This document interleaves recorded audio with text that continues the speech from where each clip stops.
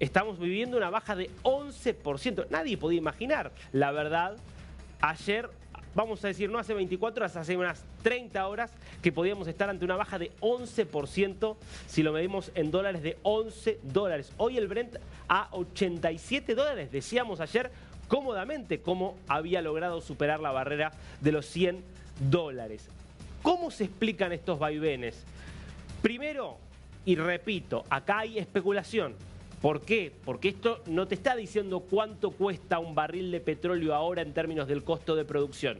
Lo que te está diciendo es cuánto creen los inversores que, dadas las condiciones actuales, dada la información que tenemos en este momento, cuánto creemos que va a estar más adelante, en el futuro, el precio del petróleo. Por eso es un mercado de futuros, es especulación.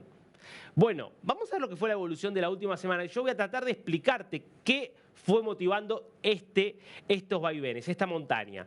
Esto es la situación, digamos, cómo se había estabilizado tras el impacto inicial del conflicto. Un barril que estaba a menos de 70 dólares estaba acomodando en 82, 83, 84, 85 dólares.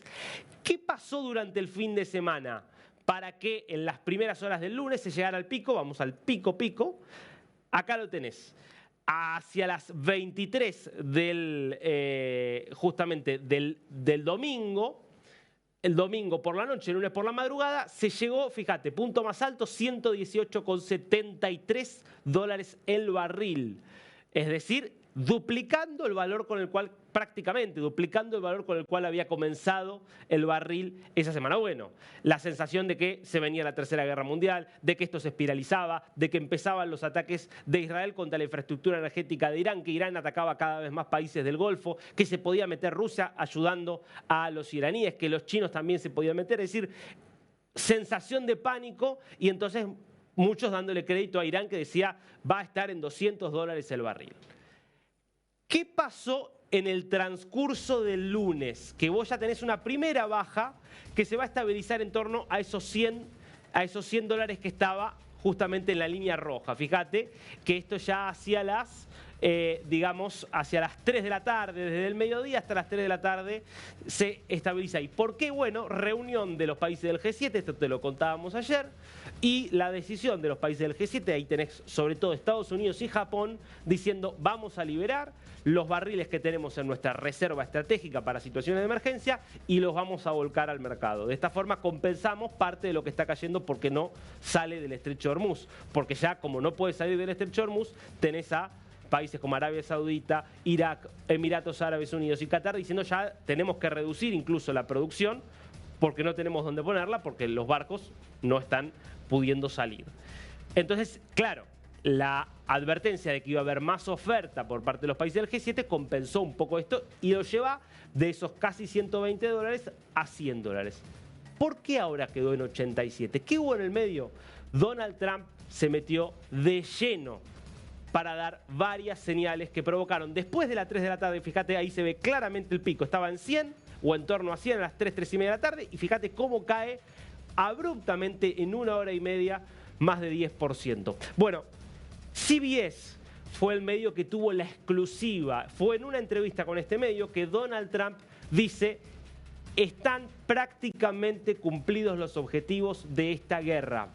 Esto es la nota, insisto, es una llamada telefónica con CBS y el título es este. Trump dice que la guerra está casi completa y que está considerando además apropiarse del estrecho de Hormuz para garantizar justamente la libre circulación. Claro, bueno, entonces, todas estas hipótesis, que siempre te lo dijimos acá, tenían poco sustento, de que esto iba a ser una guerra eterna, que Estados Unidos estaba metiendo en un nuevo Irak, que eran hipótesis que desconocían la forma de operar de Donald Trump, porque parte de lo que está pasando en el mundo hoy es que ni los inversores ni los grandes analistas en términos de geopolítica terminan de descifrar al presidente de Estados Unidos. Toman literalmente todas las palabras que dice. Entonces lo escuchan decir, se tienen que levantar los iraníes y yo tengo que elegir al líder supremo de Irán, y entonces creen que efectivamente Trump va a estar dispuesto a todo y que va a llevar la guerra hasta las últimas consecuencias, hasta él elegir el líder supremo de Irán, sin entender que a veces una cosa es lo que Trump dice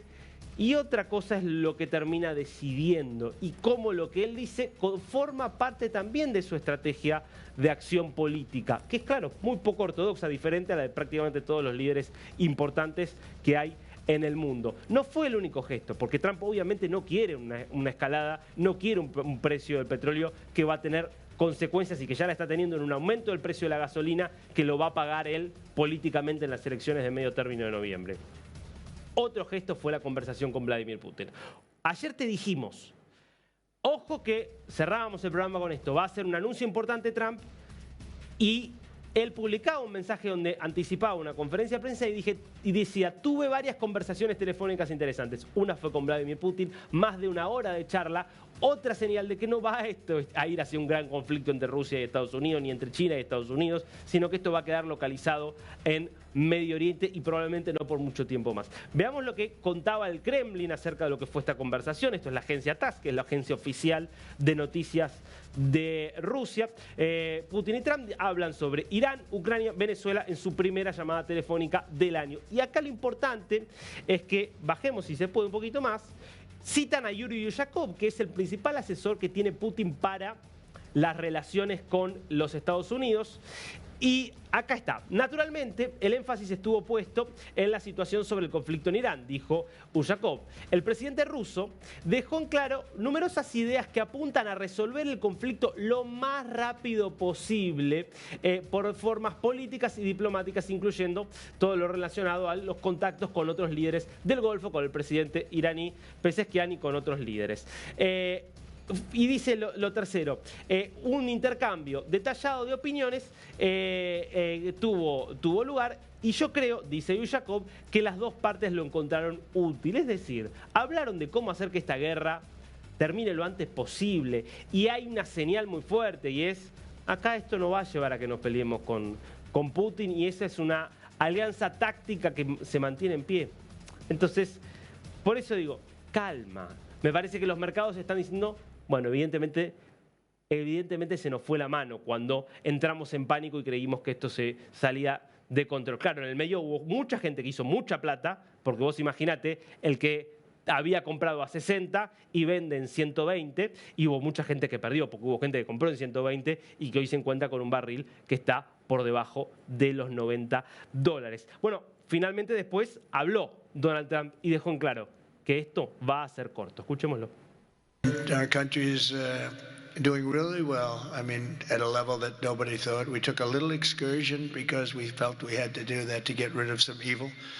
And I think you'll see it's going to be a short-term excursion. How good is our military, right? Amazing. How good. Short-term. Short-term. Thank you. Corto plazo, para que no quede ninguna duda, corto plazo. Es verdad, después dijo, bueno, igual todavía no terminó la guerra sigue, pero lo que Trump quiere que el mundo entienda es que cuando él dijo 4 o 5 semanas, estaba hablando de 4 o 5 semanas y probablemente dando un límite del que no se iba a pasar, porque si no ya empieza a entrar en un terreno que se acerca al Mundial, que para Trump es importantísimo, empieza a acercarse al efecto de las elecciones y de la campaña de Estados Unidos, que también es importantísimo.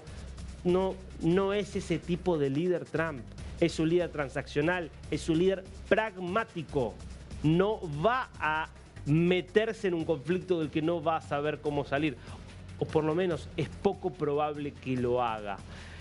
Esto es lo que se conoce, adicionalmente a un factor más, que también puede explicar por qué se empieza a alivianar un poquito la situación del petróleo, y es cuidado con el estrecho de Hormuz.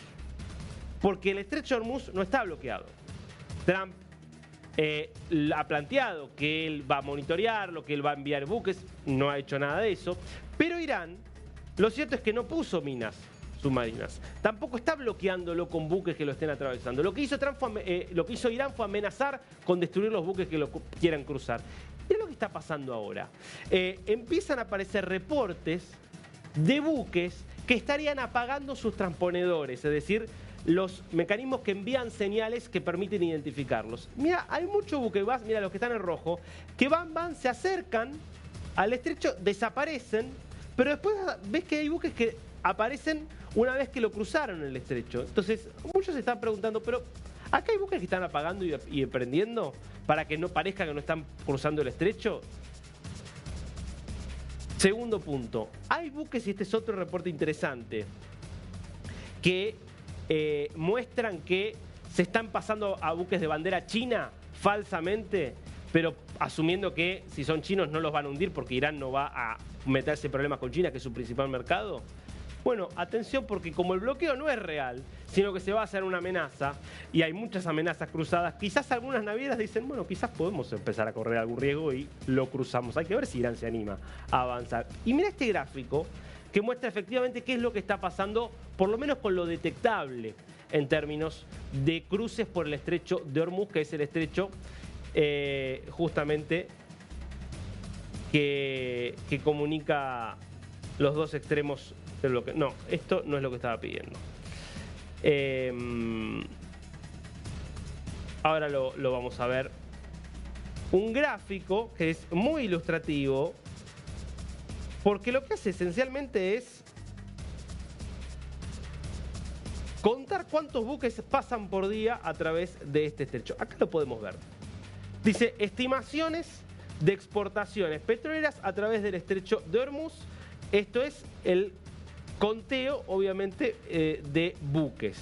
Y vos fijate cómo de 28 de febrero, cuando comienza el conflicto, cuando vos tenías básicamente 20 millones de barriles por día, es decir, en un número 100, es decir, normal, cómo cae a cero el 4 de marzo, es decir, el miércoles de la semana pasada, a cero, y cómo vuelve a subir, y ayer lunes ya está en un 20% de lo normal. Bueno, cuidado, cuidado, porque me parece que este estrecho no estaba tan cerrado como parecía, y que por lo tanto los efectos económicos de esta guerra se van a seguir sintiendo seguramente algunas semanas más, pero no sería extraño que Trump, una vez más, demuestre que lo que él dijo termina pasando. Y esto es que serán efectos de corto plazo y no una disrupción en el mercado petrolero que te va a ubicar al barril de petróleo durante mucho tiempo por encima de los $100, que es lo que estaban haciendo creer algunos que iba a terminar ocurriendo.